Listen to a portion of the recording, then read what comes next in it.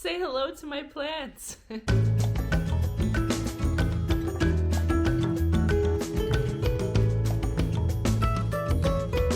gonna go through these, take a look at all of them, how to take care of them, and we have to give them names.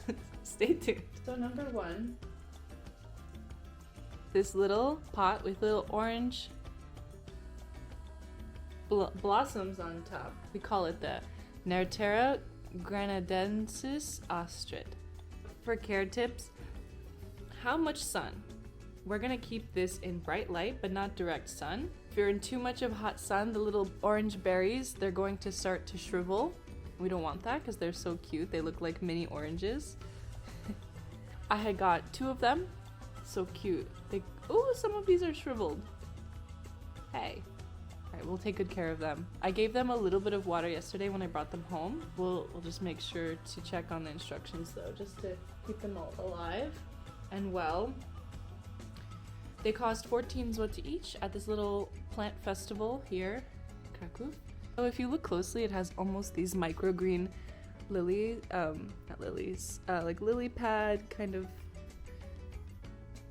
I love them. Okay. The Nertera granadensis, commonly known as the coral bead plant, as we mentioned before, or just simply Nertera. It's a charming and low-growing perennial plant native to New Zealand. It can be found growing in moist, shaded areas, often near streams or in damp woodlands. And the plant has become popular as an ornamental species. Yeah, I plan to put this on a bookshelf situation, which you will see next week. Well, soon enough. I just really appreciate that it reminds me of microgreens here, which reminds me I would definitely want to get some. If you keep them in the small one, they'll stay that size, but if you if you separate them, it'll start to branch out more. I love how cute they are. I'm thinking about it, but the other ones I will be repotting. Taking a quick look at some care instructions. As we mentioned, light. We want bright light but no sun, and no hot direct sunlight because the berries will shrivel. For water, keep the soil evenly moist at all times but not soggy. Never allow it to dry out. This is called a coral bead plant. You can also call it coral moss. So we need to mist it daily to keep the berries moist. It's best if we put it on a tray with pebbles in the bottom and a little water to keep the pebbles from... so that the roots don't root, yes. So that the roots don't rot. Okay, cool.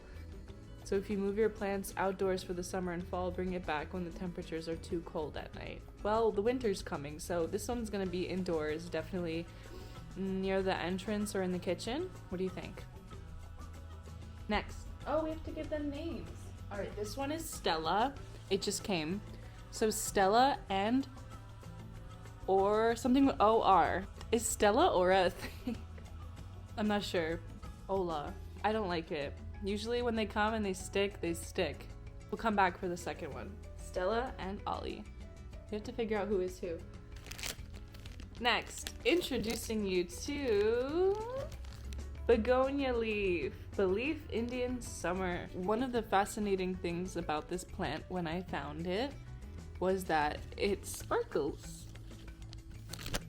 It has a sheen,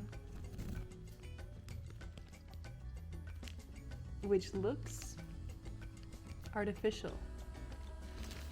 Okay, let's get some more scientific names here. Begonia. This plant is full of purple, these kind of red violets with green underneath, and this really unique shimmer. Spectacular. This one cost 23 zloty at the festival. It says on its own packaging, no sun, don't eat it.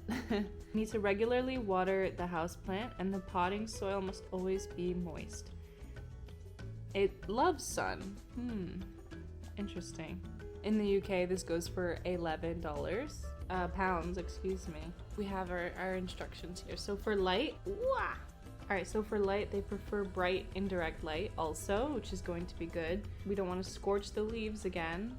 They can tolerate lower light conditions, but their growth will slow down. So the first thing I'm going to do is we're going to transfer this one to a bigger pot soon, which I have. And for watering, we want to keep it moist, not soggy. Now we're going to get a little bit of background info on our Begonia Indian summer leaf plant here. Okay, so this one comes from Begonia rex, which is native to the rainforests of India, China, and Southeast Asia.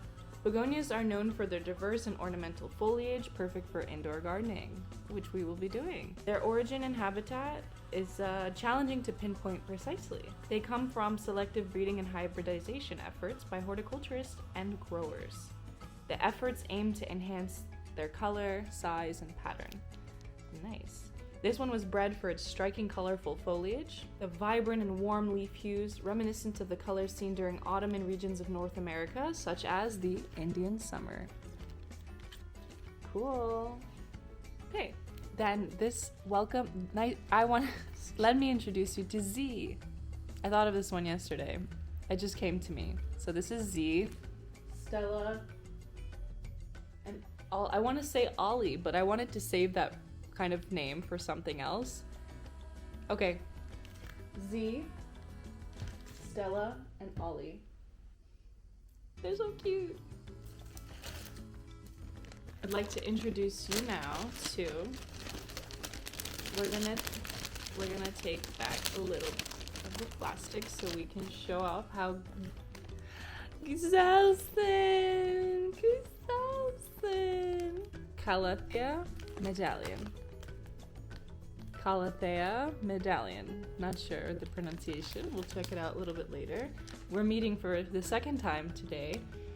This one came home with me yesterday. It has a stunning, almost velvet purple back, and on the front, almost watermelon print leaves that are highly glossy, and look at the budding inside. It's spinning. It's nice and tall, and the stalks seem very strong.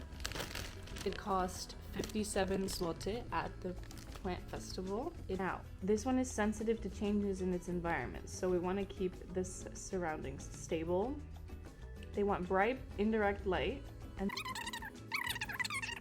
information seems pretty similar, so we'll definitely have to dive deeper another time, but this is just our little intro. I'm thinking of a name with an A, like not Alex, because R2, no, and no. What do you think? Annie? They're not all feminine. I mean, we have Alla and Stella here.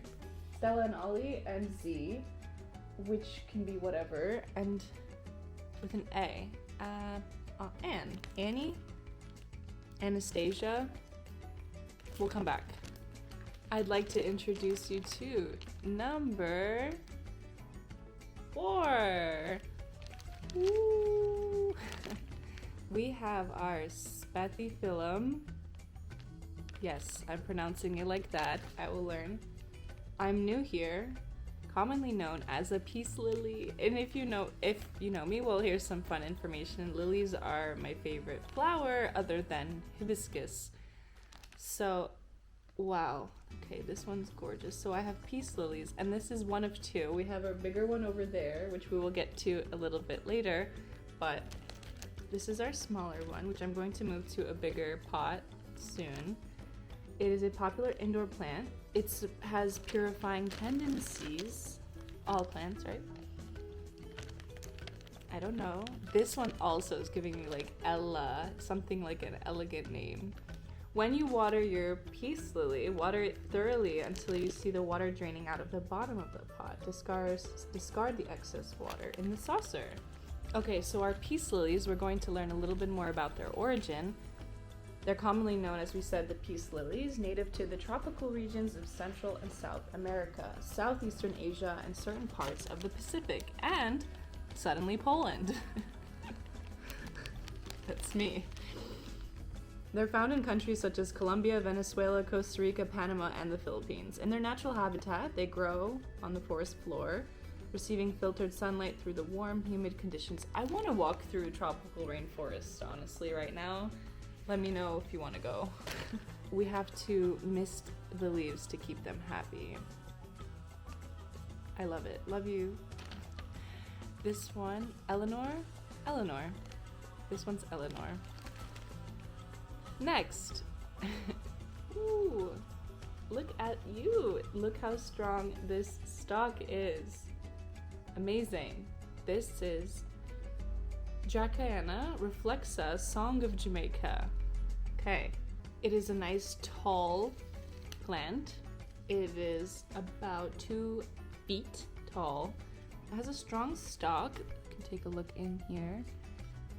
And it's standing on its own. It has a support here that I think I will put a little connection between it and its little support so that it can continue to build strong. But I was just fascinated by it. It reminds me of just a bunch of incredible trees that I saw when I was living in Hawaii. Not putting too much pressure, but this is a very satisfying thing to try.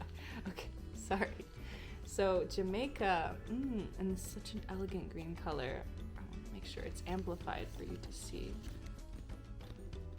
I'm gonna call you Yoli. I'm gonna call this one Yoli.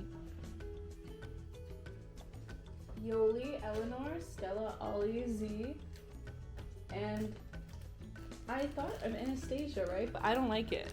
I don't like the Anastasia. You can definitely comment and let me know what you think this one should be named.